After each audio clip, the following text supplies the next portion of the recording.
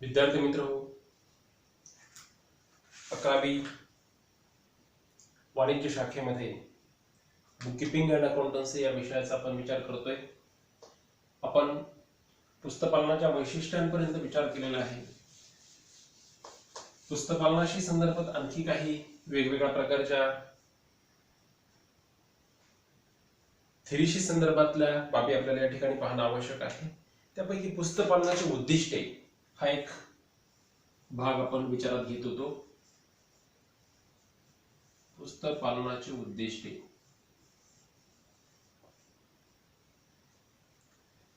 मित्रहो, book keeping मध्ये वेगवेगळ्या प्रकारच्या या थेरीच्या माध्यमातून जी माहिती आपण माहित करून घेतोय तिचा आपल्याला प्रत्यक्ष जे वेगवेगळ्या प्रकारचे न्यूमरिकल जे भाग आहेत ते पाहण्यासाठी किंवा ते व्यवस्थित समजावे यासाठी हा सगळा थेरीचा भाग आपल्याला चांगल्या पद्धतीने माहित करून घेणं आवश्यक आहे. पुस्तकपालनाच्या या वैशिष्ट्यांमध्ये पहिलं जे वैशिष्ट्य आहे की व्यवहार हे अचूक आणि परिपूर्ण अशा स्वरूपाचे असले पाहिजे. म्हणजे पुस्तकपालनामधले असलेले सर्व व्यवहार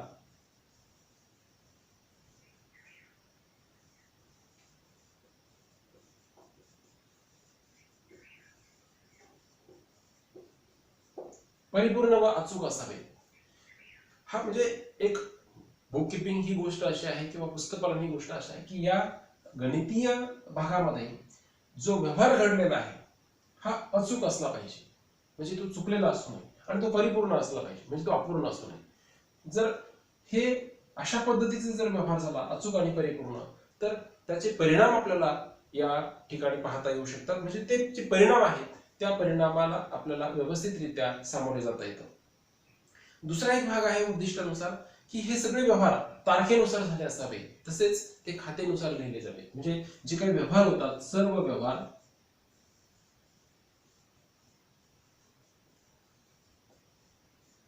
तारखेनुसार व खात्यांच्या प्रकारानुसार लिहिले जावे. खात्यांच्या प्रकारानुसार ते लिहिले गेले पाहिजे. म्हणजे लक्षात घ्या या ठिकाणी की पुस्तकपालनामध्ये होणारे जे व्यवहार आहे त्या त्या तारखेला आणि त्या त्या खात्यांच्या मध्ये वर्ग झाले पाहिजे. उदाहरणार्थ काय, खरेदीचा व्यवहार झालेला आहे आणि 1 जानेवारी 2020 ला व्यवहार झालेला आहे, तर 1 जानेवारी 2020 ला तो खरेदी पुस्तकामध्ये नोंदविला गेला पाहिजे. बरोबरच विक्रीचा व्यवहार झालेला आहे 2 तारखेला, 2 जानेवारी 2020 ला झालेला व्यवहार हा विक्री खात्यांच्या मध्ये वर्ग करण्यात आलेला पाहिजे. म्हणजे अशा प्रकारे जो व्यवहार असेल त्या खात्या पुस्तकामध्ये त्याची नोंद झाली पाहिजे. ज्या तारखेला व्यवहार झाला असेल त्याच तारखेला तो नोंदविला गेला पाहिजे. अशा पद्धतीने या पुस्तकपालनाचं हे दुसरं उद्दिष्ट आपल्याला या ठिकाणी विचारात घ्यावं लागेल. तिसरं एक उद्दिष्ट आहे की सर्व नोंदविलेली व्यावहारिक माहिती भविष्यात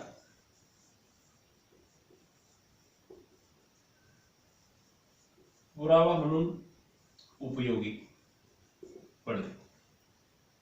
जे काही पुस्तकपालनामध्ये व्यवहार होत आहे तर ती नोंद केलेली माहिती भविष्यात पुरावा म्हणून वापरता येते. कधीही एखादा व्यवहार असा असतो की एखाद्या समोरच्या व्यक्तीबरोबर घडलेला असतो, ठरलेल्या तारखेनुसार घडलेला असतो, ठरलेलं पेमेंट देऊ केलेलं असतं आणि भविष्यात त्याच्याकडनं तो त्याच्या पुस्तकामध्ये लिहायचं बाकी राहिलेलं असेल, तर अशा वेळेस त्याने जर काही प्रश्न निर्माण केला किंवा त्यांनी काही जरी आक्षेप घेतला असला संबंधित व्यवहारामध्ये, तर आपल्याला त्या खाते पुस्तकामध्ये जाता येतं, त्याचं बिलिंग पाहता येतं, त्याची तारीख लक्षात येते आणि त्या व्यवहाराचं ट्रान्झॅक्शन पाहता येतं. म्हणजे तो कोणत्या प्रविष्टीने नोंदविलेला आहे त्या ठिकाणी आपल्याला म्हणजे तो ते दाखवलं की समोरच्या व्यक्तीला तो क्लू त्या ठिकाणी आपल्याला देणं शक्य होतं. तो पुरावा म्हणून या ठिकाणी आपल्याला वापरता येऊ शकतो. आणि म्हणून पुस्तकपालनामध्ये सर्व व्यवहार हे व्यवस्थितरित्या तारखेनुसार खात्याच्या प्रकारानुसार त्या त्यावेळी ते लिहिणं आवश्यक आहे.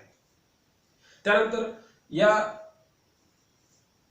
पुस्तकपालनाचं आणखी एक वैशिष्ट्य आहे की सर्व व्यवहारांमुळे त्याला म्हणूया आपण नोंदविलेल्या व्यवहारांमुळे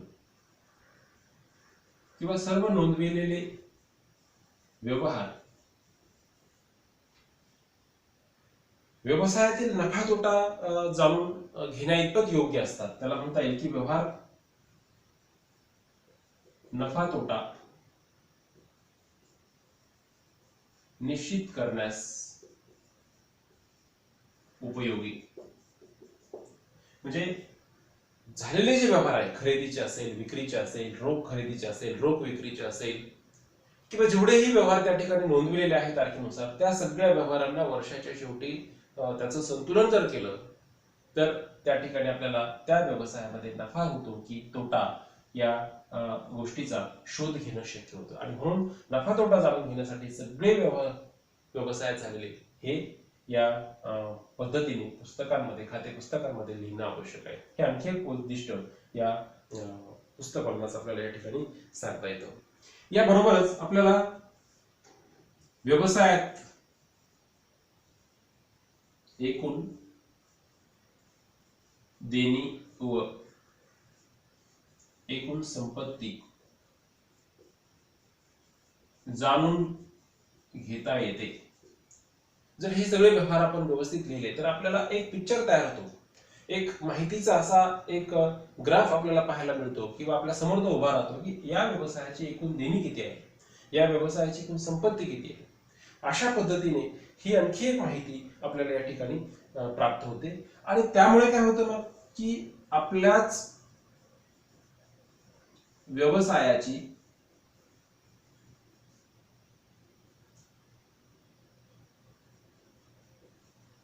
मागील वर्षाची चालू वर्षा बरोबर तुलना करणे शक्य होते. म्हणजे आपल्याच व्यवसायामध्ये की मागचे आकडे कसे आहेत, मागे किती प्रमाणामध्ये नफा झालेला आहे, किती प्रमाणामध्ये या व्यवसायाला देणं होतं, तसं या वर्षामध्ये किती नफा आहे, किती देणं आहे किंवा किती तोटा होऊ शकतो, अशा प्रकारचे जे कंपॅरिझन आहे प्रिव्हियस इयर आणि करंट इयर मध्ये, तर ते करणं या ठिकाणी पॉसिबल होतं. हे आणखी एक उद्दिष्ट या ठिकाणी आपल्याला पाहायला मिळालं. आणखी एक उद्दिष्ट आहे की इतर व्यवसायाशी आपल्या व्यवसाया बरोबर प्रगतीची तुलना. म्हणजे आपला व्यवसाय आणि समोरचा व्यवसाय, आपण जो व्यवसाय सुरू केलेला आहे एक्झॅक्टली तोच व्यवसाय, म्हणजे आपला व्यवसायाचा जो प्रकार आहे तो समोरचा प्रकार असलेला जो व्यवसाय आहे त्याची आणि आपली प्रगती कशी आहे ही हे आकडे जर असेल तर तुलना करणं शक्य आहे. आणि व्यवसायात जनरली ती केली जाते. थोडक्यात अशा पद्धतीने ही पुस्तक पालनाची काही उद्दिष्टे या ठिकाणी आपण पाहून झाली. मित्रहो, ह्या पुस्तक पालनामध्ये हा जो एक भाग जो आहे, हा भाग आपण माहित करून घेणं एवढ्यासाठी आवश्यक आहे की त्यामुळे आपल्याला पुस्तक पालनाचा मुख्य जो उद्देश आहे तो गाठता येणं शक्य आहे. आणखी एक महत्वाचा विचार आपल्याला या ठिकाणी करायचा आहे, पुस्तक पालनाचे महत्व, इम्पॉर्टन्स ऑफ बुक किपिंग. पुस्तक पालनाचं महत्व पाहत असताना काही महत्वाच्या बाबी आपल्याला समोर घेणं आवश्यक आहे. आणि ह्या महत्वाच्या बाबी यासाठी आवश्यक आहे की किती महत्वाचं आहे बुक किपिंग आज व्यक्तिगत जीवनामध्ये, व्यावसायिक क्षेत्रामध्ये किंवा उद्योग क्षेत्रामध्ये किंवा व्यापार क्षेत्रामध्ये याची आवश्यकता किती आहे हे आपल्याला सहज लक्षात येतं. त्यासाठी काही बाबी आपल्याला या ठिकाणी पाहायच्या आहेत. या म्हटलं तर नोंद किंवा नोंदी म्हणूया आपण त्याला, अनेक वचनी रेकॉर्ड. म्हणजे प्रत्येक व्यवसायामध्ये, मग तो आकाराने मोठा असेल, आकाराने छोटा असेल, तो मध्यम आकाराचा असेल, तो एखादा ट्रेड असेल, म्हणजे सोल ट्रेडिंग कन्सर्न असेल, किरकोळ व्यापार असेल, घाऊक व्यापार असेल, किंवा ती एखादी पार्टनरशिप फर्म असेल, किंवा एखादी कोऑपरेटिव्ह सहकारी संस्था, कोऑपरेटिव्ह इन्स्टिट्यूट असेल, किंवा एक गव्हर्नमेंट कंपनी असेल, किंवा वेगवेगळ्या प्रकारचे जे डिपार्टमेंट्स आहेत, सेंट्रल गव्हर्नमेंटमध्ये आहे, स्टेट गव्हर्नमेंट आहे. तर या सगळ्या ठिकाणी आज जिथे कुठे व्यवहार होत आहेत आर्थिक स्वरूपाचे, त्या सगळ्यांचे ट्रान्झॅक्शन होणं आवश्यक आहे, बरोबरच त्याचं रेकॉर्ड होणं आवश्यक आहे. त्याशिवाय त्या व्यवसायाच्या संदर्भामध्ये तो व्यवसाय किती महत्वाचा आहे हे आपल्या लक्षात येत नाही. आता व्यवसायाच्या ओनरला म्हणजे व्यवसायाचा जो मालक आहे, ज्याने व्यवसायाला सुरुवात केलेली आहे, त्या व्यवसायाच्या मालकाला व्यवसायातील सगळे व्यवहार जे आहेत हे कायमस्वरूपी शास्त्रीय पद्धतीने नोंदवणं आवश्यक आहे. कारण काय की व्यवसाय हा त्याला अनेक वर्षासाठी चालू करायचा आहे, अनेक वर्षासाठी चालू ठेवायचा आहे. आणि मग अशा अनेक वर्षासाठीची व्यवसायाच्या संदर्भातले जे वेगवेगळ्या प्रकारचे निर्णय घेणं आहे, व्यवसायाला नफा प्राप्ती आहे किंवा व्यवसायाला टॅक्स पे करणं आहे, किंवा व्यवसायाला कच्च्या मालाची खरेदी करायची आहे, किंवा व्यवसायाला इतर व्यवसायाशी तुलना करायची आहे, किंवा व्यवसायाच्या कामगारांचे प्रश्न व्यावसायिकाला सोडवायचे आहेत. जे इन्व्हेस्टर्स आहेत, गुंतवणूकदार, त्यांना वेगवेगळ्या प्रकारचं म्हणजे आर्थिक परिस्थितीनुसार त्यांना डिव्हिडंड पे करणं आहे. म्हणजे या सगळ्या ज्या गोष्टी आहेत, या सगळ्या गोष्टी होण्यासाठी व्यवसायामध्ये जेवढी पण काही माहिती आहे ती सगळी कायमस्वरूपी नोंदविणं आवश्यक आहे. त्यानंतर आहे आर्थिक माहिती.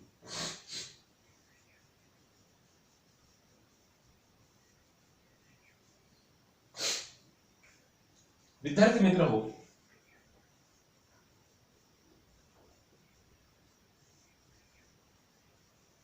फायनान्शियल इन्फॉर्मेशन, आपण जर या ठिकाणी आर्थिक माहितीचा विचार केला तर व्यवसायात नफा तोटा, मालमत्ता, दायित्व, देणी, जबाबदारी, गुंतवणूक, मालसाठा, या सगळ्या गोष्टी ज्या आहेत या मिळवणं अत्यंत आवश्यक आहे.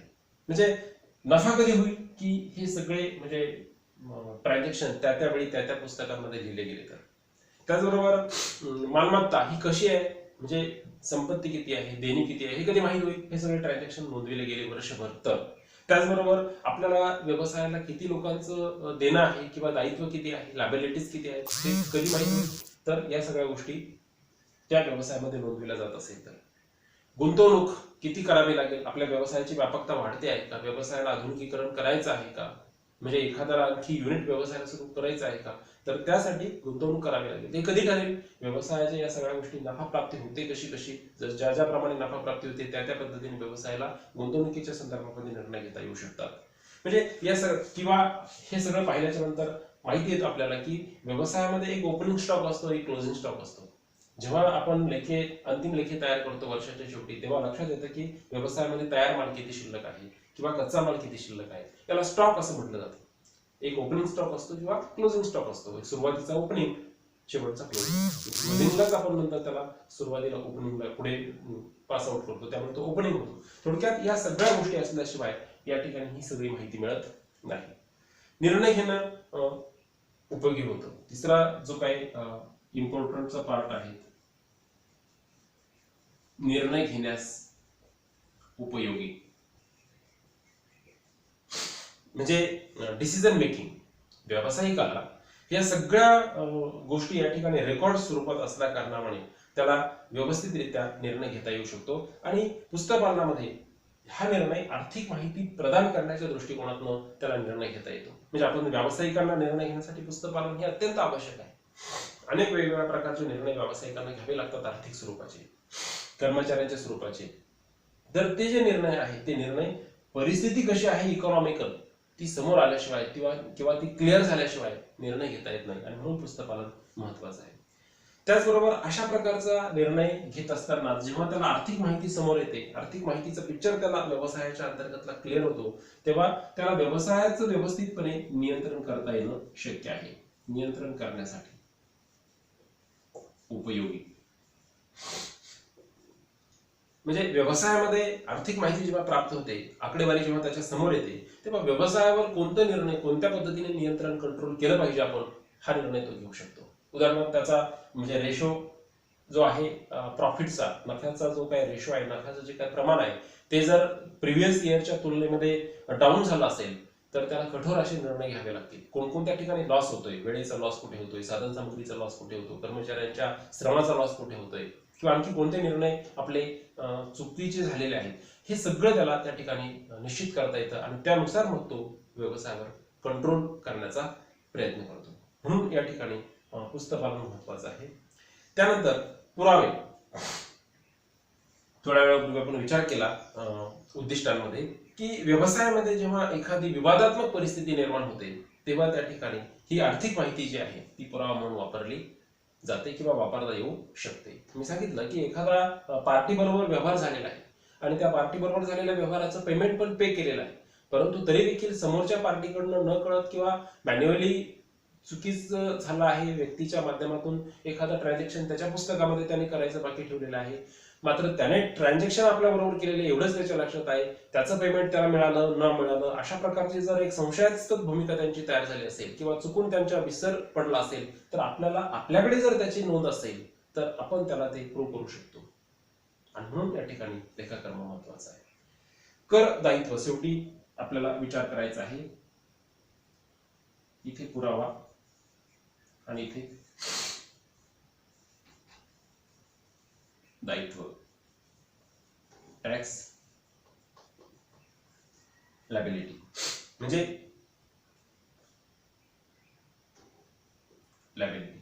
टॅक्स लायबिलिटी जी आहे म्हणजे जेव्हा गव्हर्नमेंट आपल्यावर देशाचं सरकार जेव्हा आपल्या व्यवसायावर टॅक्स लागतं म्हणजे आपल्याला टॅक्स भरण्यासाठी आग्रह करतं किंवा आपल्याकडनं टॅक्स तो घेतं तर तो टॅक्स कशावर डिपेंड करतो की आपला एकूण प्रॉफिट किती आहे. आणि म्हणून या ठिकाणी मग मी मागच्या तासालाही सांगितलं की उत्पादन कर आहे, व्यवसाय कर आहे, हे वेगवेगळ्या प्रकारचे सेवा कर आहे, हे सगळे जे काही टॅक्स आहेत हे टॅक्स पे कधी करता येतं आपल्याला, कधी किती टॅक्स द्यावा हे निश्चित होतं. तर आपल्याला एकूण परिस्थिती कशी आहे व्यवसायाची म्हणजे नफ्याची की तोट्याची किंवा नफा प्राप्तीची, तर या परिस्थितीनुसार आपल्याला टॅक्स पे करणं पॉसिबल होतं. अशा पद्धतीने हा एक भाग विद्यार्थी मित्र आपण या ठिकाणी विचारात घेतला.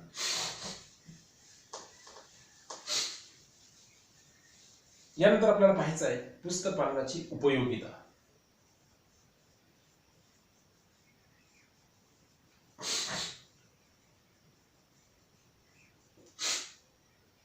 मित्रांनो, युटिलिटी ऑफ बुक किपिंग पाहत असताना आपल्याला या ठिकाणी हा विचार करायचा आहे की एक पुस्तक पालन किंवा एक बुक किपिंग एखाद्या व्यावसायिकाला उपयोगी आहे का, एखाद्या म्हणजे फक्त व्यापारी व्यक्तीलाच उपयोगी आहे का, तर नाही. हे फार पुस्तक पालन हे सर्व बाजूने आपण जर विचार केला तर सर्व घटकांना ते उपयोगाचं आहे किंवा सर्व घटकांसाठी हे आवश्यक आहे. यामध्ये आपण सुरुवातीला जर विचार केला तर तो येतो व्यवसायाचा मालक, ओनर. मालकाला तर आवश्यकच आहे.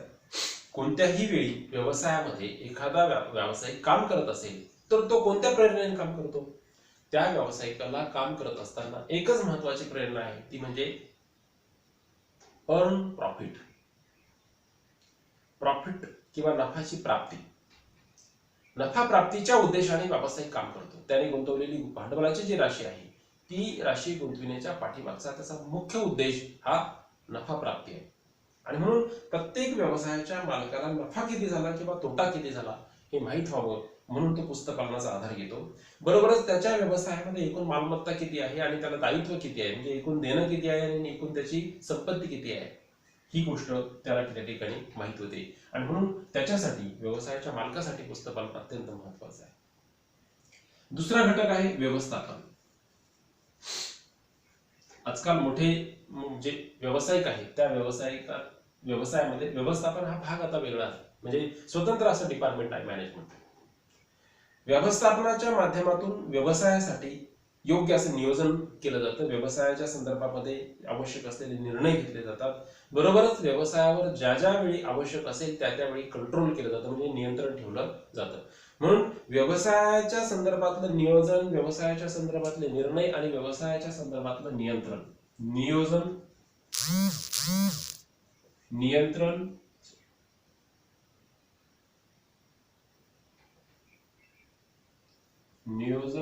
निर्णय आणि नियंत्रण, प्लॅनिंग, डिसिजन अँड कंट्रोल म्हणजे पुस्तक पालनाच्या संदर्भातली माहिती असल्या कारणामुळे व्यवस्थापनाला व्यवसायाचं नियोजन करता येतं, व्यवसायाच्या संदर्भात निर्णय घेता येतात आणि त्यावेळी व्यवसायावर नियंत्रण करणं शक्य होतं. मालक बघितलं, व्यवस्थापन बघितलं, त्यानंतर तिसरा एक घटक आहे व्यवसायाच्या अंतर्गत काम करणारा गुंतवणूकदार, इन्व्हेस्टर. हा जो गुंतवणूकदार आहे विद्यार्थी मित्र की एखाद्या व्यवसायामध्ये या गुंतवणूकदाराला गुंतवणूक करावी की नाही, तो भागाच्या स्वरूपामध्ये गुंतवणूक करत असतो, शेअरच्या स्वरूपामध्ये गुंतवणूक करत असतो, ही गुंतवणूक या व्यवसायामध्ये आपण एक्स व्यवसायामध्ये आपण करावी का, हे त्याला पुस्तपालनाच्या माहितीच्या आधारे लक्षात येतं किंवा ते त्याला ठरवता येतं. कारण काय, पुस्तपालनामध्ये असलेली जी काही माहिती आहे त्या माहितीच्या आधारे प्रत्येक व्यावसायिक वर्षाच्या शेवटी काय करतो, डिस्प्ले करतो त्याचं प्रॉफिट, त्याचे म्हणजे त्याचे ट्रेडिंग अकाउंट, त्याचं प्रॉफिट अँड लॉस अकाउंट, त्याचं बॅलन्स शीट डिस्प्ले करावं लागतं, त्याला ते प्रगट करावं लागतं. आणि त्या प्रगट केलेल्या त्या माहितीच्या आधारे संपूर्ण जगताला, व्यावसायिक जगताला, गुंतवणूकदारांना, कर्मचाऱ्यांना, त्या व्यवसायाला नफा प्राप्ती, आजच्या काळात तर सगळ्यांना पेपर वर्तमानपत्रांमध्ये ते डिस्प्ले होतं किंवा शेअर मार्केटमध्ये आपण जर बघितलं, नॅशनल मार्केटमध्ये आपण जर बघितलं तर आपल्या लक्षात येतं की कोणता व्यवसाय आज प्रॉफिट, म्हणजे मारुती फर्टिलायझर काय आहे, टाटा काय आहे, LIT काय आहे, रिलायन्स काय आहे, इन्फोसिस काय आहे, टाटा सन्सची कशी परिस्थिती आहे, कोण आज नफ्यात आहे, कोण तोट्यात आहे, कोणाचा निर्देशांक स्थिर आहे, कोणाचा अस्थिर झालेला आहे, या सगळ्या गोष्टी आपल्याला शेअर मार्केटच्या माध्यमातून कळतात. आणि त्यामुळे गुंतवणूकदाराला सहज कळून जातं. पण त्याला कारण असतं बुक किपिंग, पुस्तकपालन, कारण त्यामध्ये असलेली रेकॉर्ड केलेली माहिती. मित्रांनो, पुढे आपल्याला पाहायचं आहे नियंत्रण करण्यासाठी झाल्याच्या नंतर गुंतवणूकदार झाल्याच्या नंतर कस्टमर, ग्राहक. हा जो ग्राहक आहे, या ग्राहकाला एखाद्या व्यवसायाचे उत्पादन आणि त्या उत्पादनाविषयीची खात्री, या सगळ्या आर्थिक परिस्थितीचा जो पिक्चर त्याला समोर येतो तेव्हा त्याला या ठिकाणी हे पाहायला मिळतं. उदाहरणार्थ काय की आपण जर बघितलं की एखादा व्यावसायिक नफ्यात आहे, काय कारण आहे नफ्यात असण्याचं, what is by reason.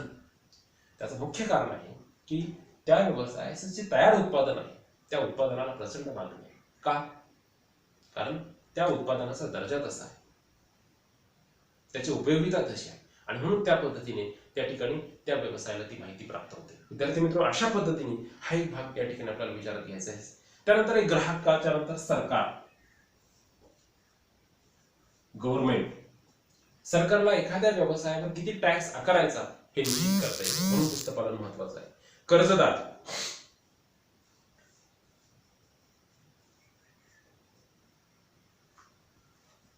Debtors. भाग बाजाराच्या माध्यमातून व्यवसायाला कर्ज पुरवठा करणारे जे कर्जदार आहेत त्या कर्जदारांना देखील या ठिकाणी हे निश्चित करता येतं की एखादा जर व्यवसाय तोट्यातच असेल तर त्याला कोणी कर्ज पुरवठा करेल का? नाही करणार. आणि म्हणून एखाद्या व्यवसायाला कर्ज पुरवठा करायचा असेल तर त्या ठिकाणी त्या व्यवसायाची आर्थिक परिस्थिती कशी आहे ती पाहिल्याच्या नंतरच तो कर्जदार त्या व्यवसायाला कर्ज पुरवठा करेल. शेवटी आहे विकास. व्यवसायाच्या मालकांना पुस्तकपालनामध्ये जी माहिती नोंदविलेली आहे, जी माहिती समाविष्ट करण्यात आलेली आर्थिक माहिती, तर त्या आर्थिक माहितीच्या आधारावर व्यवसायाचा विकास करता येऊ शकतो. डेव्हलपमेंट, विकास म्हटलं जातं त्याला. याचा अर्थ काय की जो आकडेवारीच्या संदर्भातला जो पिक्चर त्याच्या समोर तयार होतो पुस्तकपालनामुळे, तर त्या पिक्चरच्या आधारावर, त्या चित्राच्या आधारावर, ती जी माहिती आहे त्या माहितीच्या आधारावर आपल्या व्यवसायाचा विकास कसा करायचा याविषयीचा निर्णय त्याला घेता येऊ शकतो. अशा पद्धतीने हा एक भाग या ठिकाणी आपण पाहिलेला आहे. विद्यार्थी मित्र, यातलाच काही जो भाग आहे तो आपण पुढच्या तासाला पाहूया.